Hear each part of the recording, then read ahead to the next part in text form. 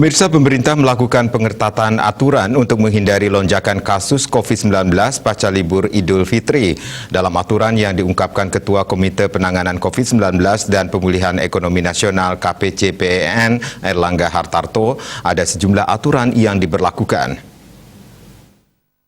Republik Indonesia dalam rangka peringatan 20 tahun. 4 arahan Presiden Joko Widodo dalam rangka memerangi berbagai tindak kejahatan ekonomi dan modus baru pencucian uang serta pendanaan terorisme di era digitalisasi saat ini disampaikan Presiden dalam arahannya saat menghadiri pembukaan peringatan 20 tahun Gerakan Anti Pencucian Uang dan Pencegahan Pendanaan Terorisme (APO PPT) di Istana Negara pada Senin 18 April 2022. Dalam pidatonya, Presiden Joko Widodo menekankan perlunya kerja keras bersama untuk mencegah tindakan kriminal di dunia digital yang semakin meningkat.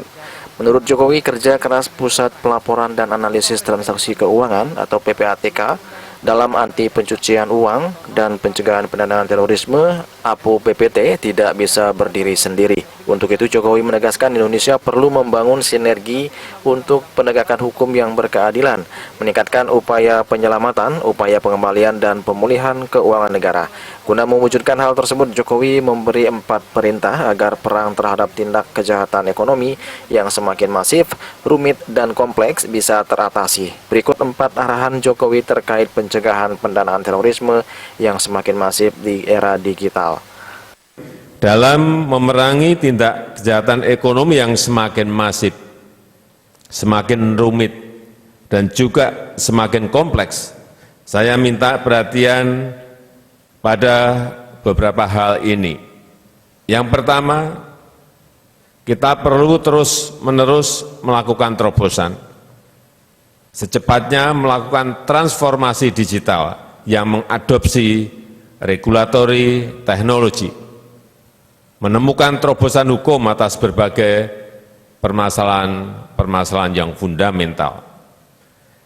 Yang kedua, PPATK juga perlu terus meningkatkan layanan digital, mengembangkan platform pelayanan baru, menyempurnakan terobosan layanan digital yang sudah dimiliki, mengembangkan pusat pelayanan digital yang lengkap, terintegrasi dan real time, dan mampu melayani para pemangku kepentingan dengan cepat, mudah, tepat, dan akurat.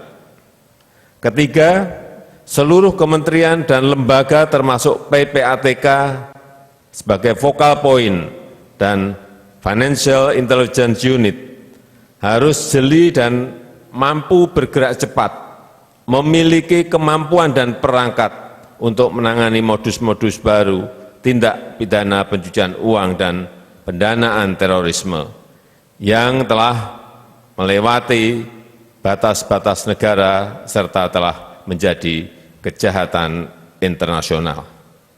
Lakukan antisipasi sedini mungkin di berbagai tingkatan untuk mencegah upaya-upaya yang dapat mengganggu integritas dan stabilitas sistem perekonomian dan sistem keuangan kita, dan mengantisipasi peningkatan kejahatan ekonomi seperti cybercrime dan kejahatan lain yang memanfaatkan kecanggihan teknologi. Dari Jakarta, Juli Suwarti dan Ketut Sumadiasi melaporkan.